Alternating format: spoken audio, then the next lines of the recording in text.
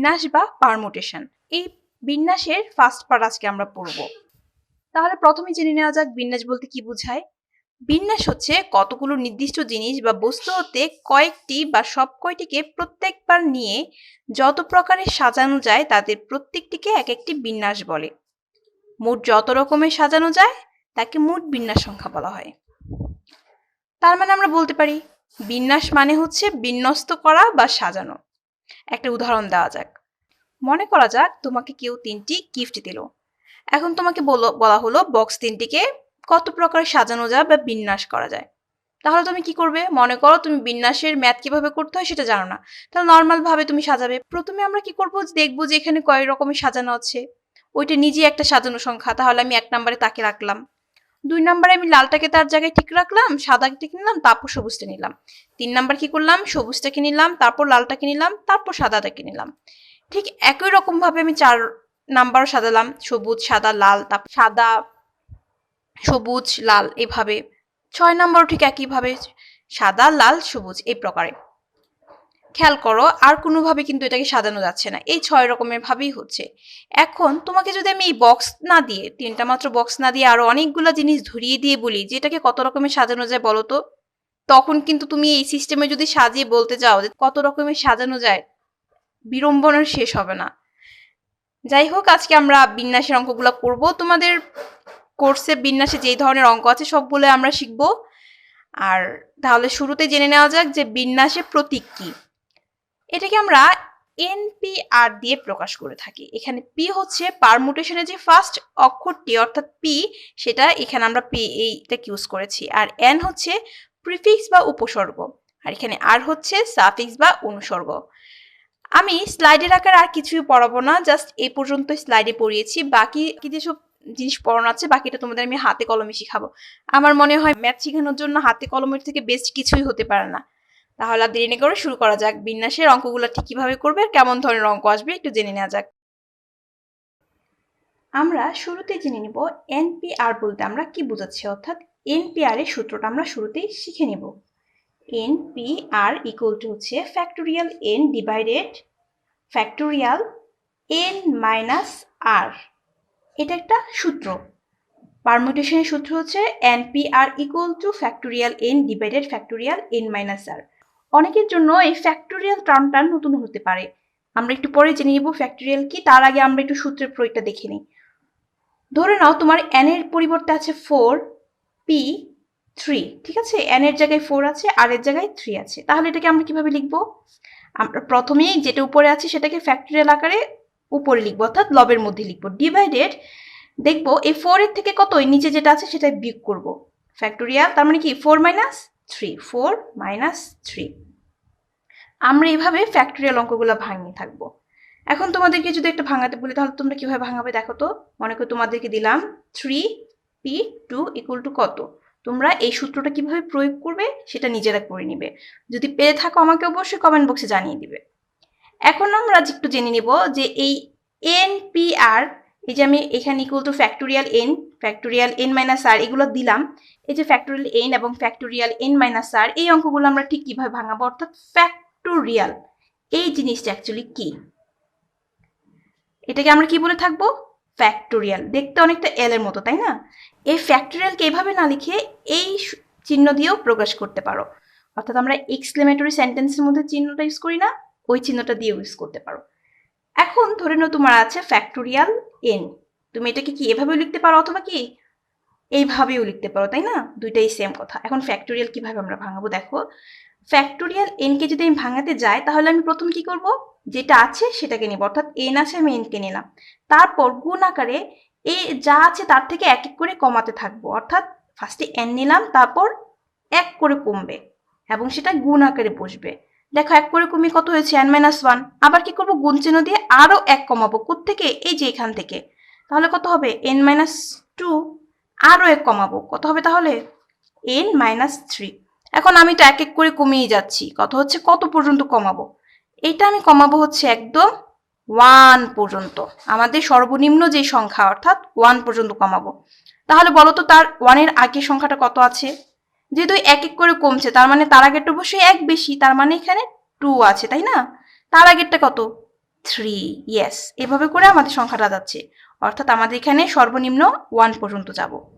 অনেকে হয়তো বুঝতে পারছো না, একটা এক্সাম্পল দিয়ে করা যাক, কেমন? মনে করো তোমার আছে ফ্যাক্টোরিয়াল 4। কিভাবে করব?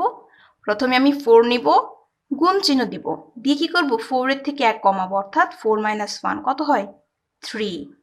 আবার কি করব, এই যে আমি 3 পেলাম, এই 3 থেকে আরো 1 কমাবো, তাহলে আরো 1 কমিয়ে দাও, কত হয়? 2। এখন আমি কি করব, এই 2 থেকে আরো 1 কমাবো, কমিয়ে গুণ আকারে 1 দিব। আমি একটু আগে বলেছিলাম যে সর্বনিম্ন আমি কত পর্যন্ত যাব? 1 পর্যন্ত যাব। 1 পর্যন্ত পেয়ে গেলাম না?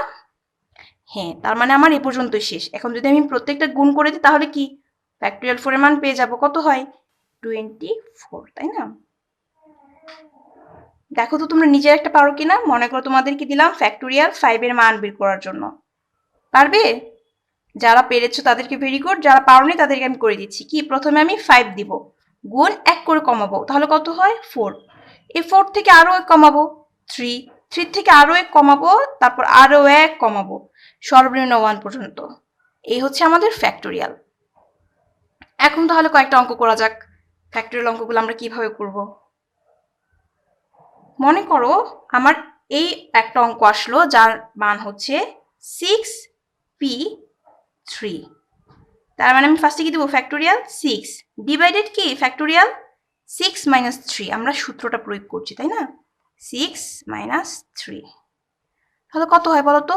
ফ্যাক্টোরিয়াল 6 কে ভাঙাও, 6 × 5 × 4 × 3 × 2 × 1, এক এক করে কমিয়েছি, তাই না? আর এখান থেকে বিয়োগটা করে দাও, কত হয়? 6 থেকে 3 বাদ দিলে ফ্যাক্টোরিয়াল 3 থাকে, তাই না? এখন আমরা নিচে ফ্যাক্টোরিয়ালটাকে ভেঙে দিব। উপরে গুণ করলে কত হয়? উপরে গুণটা করে নিলে আমরা পাই হচ্ছে 720, এবং নিচে যদি ফ্যাক্টোরিয়াল ভেঙে দিই কত হবে? 3 × 2 × 1। এখন যদি আমরা 720 দিয়ে যদি এই 3 × 2 × 1 কে ভাগ করে দিই কত হবে তাহলে? 120। এটা হচ্ছে আমাদের উত্তর। আমরা একদম শুরুতে একটু চলে যাই। এই যে আমি এখানে NPR লিখলাম, অবশ্যই এটা কিছু শর্ত মেনে হবে, অর্থাৎ n এর মান কেমন হবে বা r এর মান কেমন হবে, কিছু হলো তো কন্ডিশন থাকা উচিত, তাই না? এখানে এই n এবং r সর্বদাই যুগবোধক পূর্ণ সংখ্যা হবে। কি বললাম? ফার্স্ট কথা হচ্ছে n এবং r সর্বদাই যুগবোধক পূর্ণ সংখ্যা হবে, এবং 2, n হচ্ছে সর্বদাই r এর থেকে বড় অথবা সমান হবে, অর্থাৎ n গ্রেটার ইকুয়াল r হবে। দেখো আমি যতগুলো এক্সাম্পল দিয়েছি একটু খেয়াল করে দেখবা, আমি প্রত্যেকটা কি করেছি? n এর মান এবং r এর মান যুগবোধক পূর্ণ সংখ্যা নিয়েছি, এবং অল টাইম কি করেছি? এই n কে r এর থেকে বড় নিয়েছি, অর্থাৎ এই দুটো আমার শর্ত ছিল। এখন তোমাদেরকে এই রুলসে কয়েকটা অঙ্ক করতে দেই, দেখি তোমরা পারো কিনা।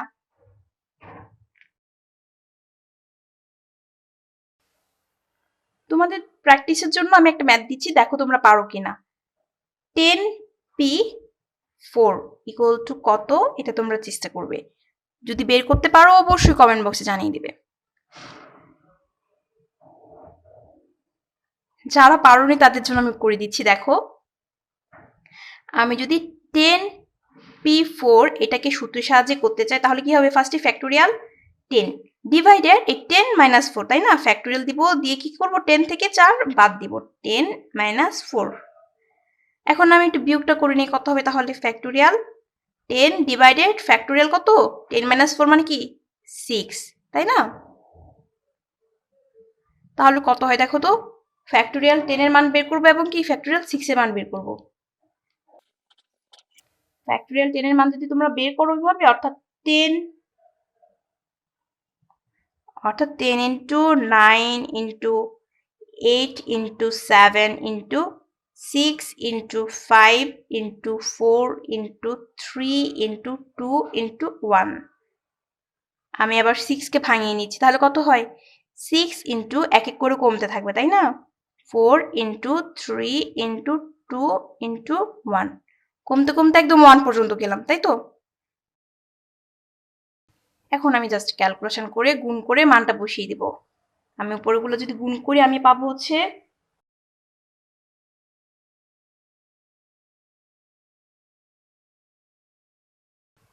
ক্যালকুলেশন করে এটা আমি উত্তর পেয়ে গেলাম। দেখো অঙ্কটা কত বড় হয়ে যায় না, গুণ করতে করতে কি একটা বাজে অবস্থা, তাই না? অবশ্যই তাহলে এটা একটা শর্টকাট আছে, আমরা একটু শর্টকাটটা করে দেখি। হ্যাঁ, শর্টকাটটা যদি ইজি হয় তোমরা শর্টকাটেও করতে পারো, কোনো সমস্যা নেই। আমরা এই অঙ্কের শর্টকাট টেকনিকটা একটু শিখে নিব, কিভাবে সহজে শর্টকাটে করতে পারবে। তাহলে শুরু করা যাক।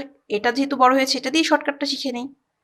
আমরা 10p4কে একদম শর্টকাটে সরাসরি এরকম লিখতে পারি 10 ইন্টু 9 ইন্টু 8 ইন্টু 7। এখন যদি এই চারটাকে আমি গুণ করে দিই দেখবা 5040 চলে আসবে। এখন তোমরা নিশ্চয়ই বুঝতে পারোনি আমি কিভাবে এটুকু লিখলাম, তাই না? দেখো শর্টকাটটা তোমরা কিভাবে ইউজ করবে। তোমরা শুরুতেই দেখবে এখানে কত লেখা আছে, এখানে কত আছে 10। তার মানে আমরা ফার্স্টে 10 থেকে শুরু করব, আমরা ফার্স্টে 10 বসাবো। তারপর দেখব এই নিচের পার্টে কত লেখা আছে। দেখো নিচের পার্টে লেখা আছে 4। তার মানে আমরা গনে গনে 4টা মাত্র সংখ্যা লিখব। দেখো আমি 1 2 3 4 4টা মাত্র সংখ্যা পর্যন্ত কমিয়েছি, তারপরে বাকিগুলো আর লিখিনি। কিভাবে করেছি বুঝতে পেরেছো? আবার বলি, আমার উপরে যেটা থাকবে অর্থাৎ n এর জায়গায় যে থাকবে তাকে দিয়ে শুরু করতে হবে। অর্থাৎ আমি ফার্স্টে 10 লিখবো, লিখে আমরা জানি ফ্যাক্টরিয়াল ভাঙানোর নিয়ম হচ্ছে এক এক করে কমবে, তাই না? তারপর এক এক করে কমাবো এটা থেকে। 10-এর থেকে 1 কমিয়ে 9, 9-এর থেকে 1 কমিয়ে 8, 8-এর থেকে 1 কমিয়ে 7। কত হচ্ছে? আমি তো এখন 1 পর্যন্ত যাইনি। কেন যাইনি? আমি এটাকে শর্টকাট টেকনিক ইউজ করেছি। আমি দেখব এখানে কত আছে, এখানে যত থাকে আমরা ততগুলো সংখ্যা এখানে লিখব। এখানে 4 আছে তাই আমি 1টা 2টা 3টা 4টা মাত্র সংখ্যা লিখেছি। এখন এই 4টা মাত্র সংখ্যাকে গুণ করে দাও, দেখবা তোমার এই 5040 চলে আসছে। কি শর্টকাটটা বুঝে গিয়েছে তো? আরেকটা প্র্যাকটিস করা যাক, ঠিক আছে? মনে করো তোমার দিয়েছে এরকম 7p2। শর্টকাট টেকনিকটা ইউজ করা যাক। কি করব তাহলে? শুরু করব হচ্ছে এই 7 দিয়ে। তাহলে প্রথমটা আমার কত হবে? 7 ইন্টু এক এক করে কমবে, তাই না? এখন দেখব নিচের সংখ্যা কত। নিচের সংখ্যা কত? 2 দেওয়া আছে, তার মানে আমার 2টা মাত্র সংখ্যা এখানে বসবে। 7-এর পরে কত? 6, অর্থাৎ 7 থেকে 1 কমিয়েছি, কমিয়ে কত পেলাম? 6। যেহেতু নিচে 2 আছে তার মানে আমি 2টা মাত্র সংখ্যা লিখবো, 1টা এবং 2টা গুণ করলে যেটা হয়ে যাবে সেটা আমার উত্তর। না বুঝে গেলে আরেকটা করা যাক। আচ্ছা আমি না, তোমরা একটা করো। মনে করো তোমাদের এই ডিজিট না দিয়ে অন্য কিছু দিলাম, মনে করে দিলাম NP3। তাহলে কিভাবে শর্টকাট টেকনিক ইউজ করবে চেষ্টা করে দেখো তো, পারো কি না? আচ্ছা সেটা আমি করে দিচ্ছি, পরেরটা তোমরা চেষ্টা করবে। দেখো আমি কিভাবে করব, ফার্স্টেই n আছে তার মানে প্রথমটা আমি n নিব, তারপর n থেকে কি করব 1 কমাবো, অর্থাৎ n এর থেকে 1 বাদ দিব। n থেকে 1 বাদ দিলে কত হয় আমরা তো জানি না, তাহলে আমরা লিখে দিব n-1। তারপর কি করব, আবার এই যে n-1 পেলাম সেটা থেকে 1 বাদ দিব, বাদ দিয়ে কত হয় n-2। এখন এরকম করে তো যাওয়ার কথা ছিল, কিন্তু না, আমরা দেখব নিচের ডিজিট কত দেওয়া আছে। এখানে 3 আছে। কি বলেছিলাম শর্টকাট টেকনিক ইউজ করার সিস্টেম হচ্ছে আমরা এখানে 3টা মাত্র সংখ্যা বসাবো। এই যে দেখো 1টা, এই যে 2টা, এই যে একটা, 3টা। তার মানে আমার এটাই উত্তর হয়ে গেল। তোমরা কয়েকটা প্র্যাকটিস করে দেখো পারো কিনা। মনে করো n-2p3 রয়েছে, এটার উত্তর কত হবে তোমরা একটু বের করে দেখো। না পারলে আমাকে জানিও, পারলেও জানিও। শুরুটা বলে দিই, শুরুটা কত হবে? n-2 থেকে শুরু হবে, তাই না? তারপর n-2 থেকে 1 কমাবা, তারপর আরো 1 কমাবা। মাথায় রাখবা সংখ্যা হয়তো কয়টি হবে? 3টি। এই রুলসটা আর না পড়াই, আমি পরের রুলসে চলে যাচ্ছি। মনে করো তোমাদেরকে একটা অঙ্ক দেওয়া হলো এরকম np4 = 6 ইন্টু np3 হলে n এর মান কত? এই অঙ্কগুলো তোমরা কিভাবে করবে?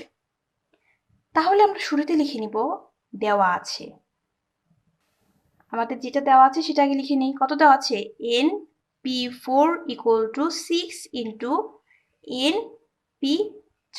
তোমরা হয়তো লেখা স্ট্রাকচারটা খেয়াল করেছ, পিটা হচ্ছে মাঝখানে, এনটা হচ্ছে উপরে এবং পিটা হচ্ছে কি নিচে। পিটাকে আমরা সবসময় মিডিলে রাখবো। আমাদের টার্গেট কি বলতো? আমাদের টার্গেট হচ্ছে n এর মান নির্ণয় করা, তাই না? আমরা যেহেতু একটা শর্টকাট শিখেছি, ওই শর্টকাট দিয়ে অঙ্কটা করি। তোমরা চাইলে পারমিউটেশনের যে সূত্র সেটা ইউজ করে অঙ্কটা করতে পারো, কিন্তু আমরা যেহেতু শর্টকাট শিখেই ফেলেছি তাহলে শর্টকাট দিয়েই করি। কি করব আমরা ফার্স্টেই? আমরা NP4 কে ভাঙাবো, তাই না? কিভাবে? প্রথমেই n নিব, তারপর এক এক করে কমাবো। তাহলে n-1 ইন্টু n-2। দেখো তো কয়টা সংখ্যা লিখবো? নিচে 4 আছে, তার মানে আমরা 4টা সংখ্যা লিখবো। 1 2 3, আমি 3টা সংখ্যা লিখেছি, তার মানে আরেকটি সংখ্যা লিখবো, অর্থাৎ n-3 লিখবো। তাহলে 1 2 3 4, 4টি সংখ্যা হয়ে গেছে। ইকুয়াল টু 6 ইন্টু, এই যে আমার 6 লিখলাম, ইন্টু NP3, এটাকেও ভাঙাবো।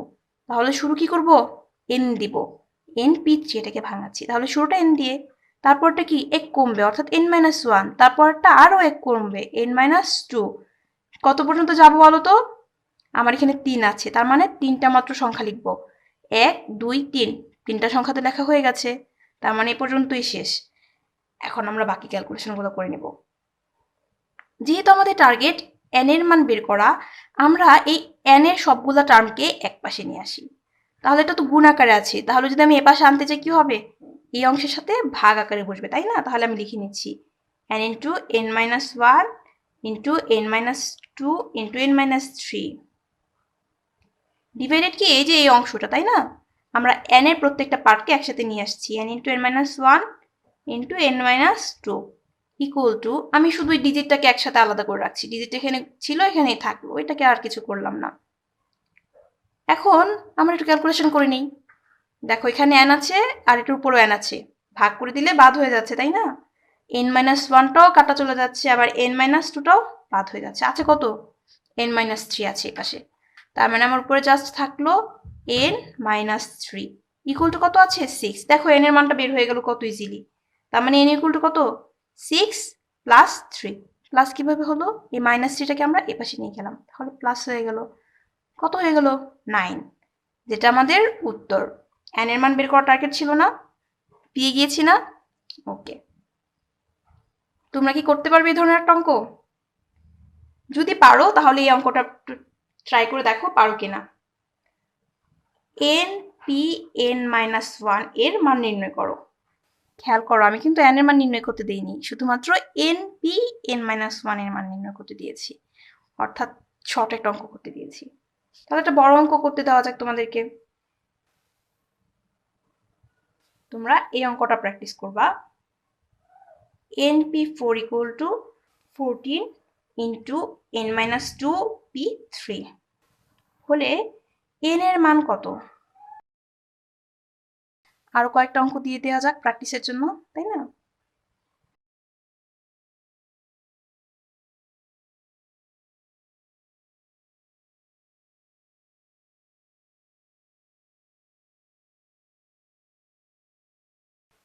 এই সম্পর্কিত অঙ্ক এখন পর্যন্ত বোর্ডে যতবার এসেছে এর বাইরে থেকে কিছু আসেনি। তোমরা এই কয়েকটা অঙ্ক করলে আশা করি এই সম্পর্কিত অঙ্ক আসলে তোমরা পারবে। অবশ্যই তোমরা অঙ্কগুলো প্র্যাকটিস করবে। আর আমি তোমাদেরকে একটা মাত্র অঙ্ক করে দিব, আমি এই অঙ্কটা তোমাদের করে দিচ্ছি। যারা হয়তো প্র্যাকটিস করে পারছো না তারা দেখে নিও, আর যারা প্র্যাকটিস করে পেরে গিয়েছো তাদের গুড, তাদের জন্য ভেরি গুড। তাহলে আমরা এই একটা মাত্র অঙ্কের সলভ এখন করে নিচ্ছি, আর বাকিগুলো তোমরা অবশ্যই নিজে নিজে করে নিবা। যদি না পারো অবশ্যই কমেন্ট বক্সে জানিয়ে দিবা। তাহলে শুরু করা যাক। NP4 equal to 14 into n-2 P3 হলে n এর মান কত?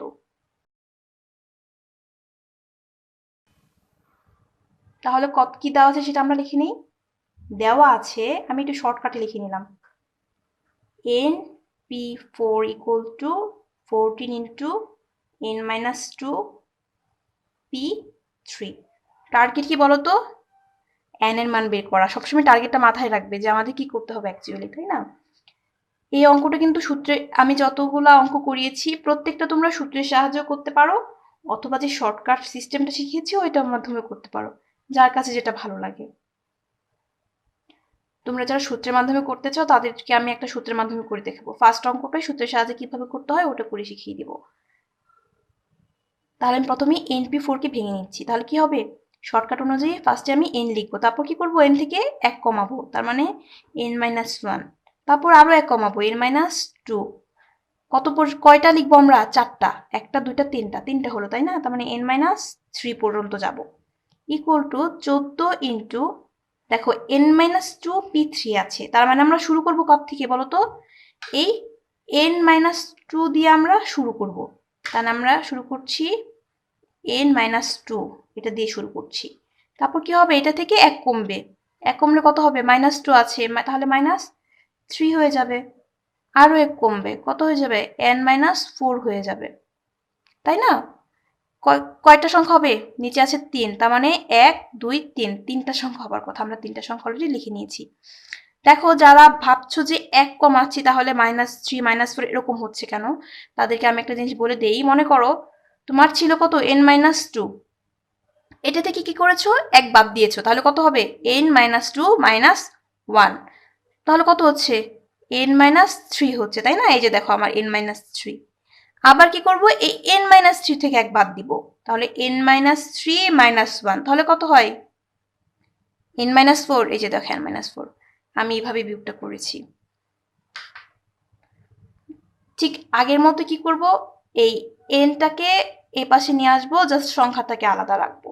তাহলে আমি ভাগাকার কি করব, প্রত্যেকটাকে এই পাশে নিয়ে আসছি। এখানে কত ছিল আমার, n into n-1 into n-2 into n-3, এটাকে রাখলাম। এটাকে এখন নিয়ে আসি,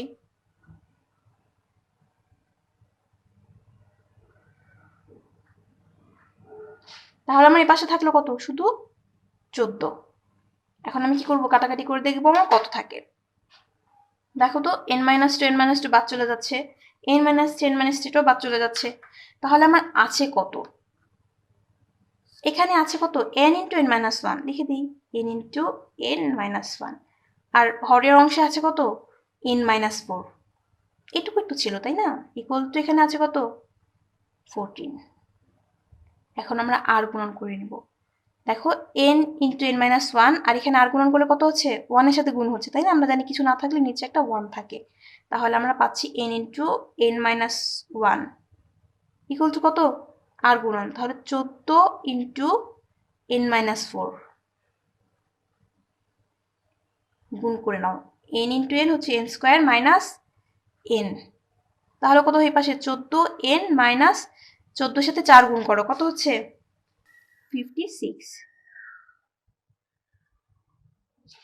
এখন আমরা কি করবো, প্রত্যেকটা টার্মকে একটা সাইডে নিয়ে আসবো, অর্থাৎ বাম পাশে নিয়ে আসবো। n স্কোয়ার মাইনাস n, এইখানে আছে কত, 14n, এটাকে যদি এই পাশে নিয়ে আসি তাহলে মাইনাসের 14n হয়ে যাবে, আর এটাকে যদি এই পাশে নিয়ে আসি কি হয়ে যাবে, প্লাসের 56 হয়ে যাবে, তাই না? ইকুয়াল টু 0 হয়ে গেল, তাহলে পাশে ক্যালকুলেশনটা করে নাও, কত হয়, মাইনাসের n মাইনাসের 14n, অর্থাৎ মাইনাসের 15n প্লাস 56 ইকুয়াল টু 0, অর্থাৎ n square minus 15n plus 56 equal to 0 হয়ে গেল। এখন আমরা মিডল টার্ম করে নিব। মিডল টার্ম করলে কত পাই বলো তো, মিডল টার্ম করলে পাই হচ্ছে n স্কোয়ার মাইনাস 8n মাইনাসের 7n প্লাসের 56 ইকুয়াল টু 0। যারা মিডল টার্মটা করতে পারো না, অর্থাৎ যারা এই লাইনটা বুঝতে পারছো না, তোমরা হয়তো হাই স্কুল লেভেলে উৎপাদকী বিশ্লেষণ করেছো, সেখানে অনেক মিডল টার্ম ছিল, তারপর যারা ভুলে গিয়েছো তাদের জন্য আমি 5-7 মিনিটের মতো করে একটা ভিডিও বানিয়ে তোমাদের লিঙ্কে, ডিসক্রিপশন লিঙ্কে দিয়ে দেবো, ওইখান থেকে তোমরা মিডল টার্মটা শিখে নিও, তাহলে আশা করি খুব সহজে মিডল টার্মগুলো করতে পারবে। আর এখানে তো 56 ছিল, বড় বড় অঙ্কের মিডল টার্ম কিভাবে করতে হয়, অর্থাৎ যদি এখানে 56 না থেকে আরো বড় কোনো সংখ্যা থাকতো, তখন কিভাবে খুব সহজেই মিডল টার্ম করতে পারবে, আমি তোমাদেরকে সেটা একটু শিখিয়ে দিব। যার দরকার পড়বে সে একটু এখান থেকে শিখে নিও। তাহলে এখন আমরা কি করব, n কমন নিব, তাহলে কত হচ্ছে, n মাইনাস 8, তাই না? আর এই পাশ থেকে -7 কমন যায়, তাহলে কত হয়, n মাইনাস 8। আমরা জানি এরকম হলে n-8 একটা হয় ইন্টু n-7 ইকুয়াল টু 0, এই আকারে লেখা যায়, তাই না? এটা আমরা সবাই জানি, যারা উৎপাদক বিশ্লেষণ করেছো, মিডল টার্ম করেছো, তারা সবাই জানে কথাটা। ওকে, তাহলে আমরা কি লিখতে পারি, যে হয় এই অংশটি ইকুয়াল টু 0 অথবা এই অংশটি ইকুয়াল টু 0, তাই না? তার মানে হয় n-8 ইকুয়াল টু 0 বা n-7 ইকুয়াল টু 0। সুতরাং n এর মান কত, 8, এখানে n এর মান কত পাই, 7, অর্থাৎ আমরা n এর মান কি পেলাম, 8 বা 7।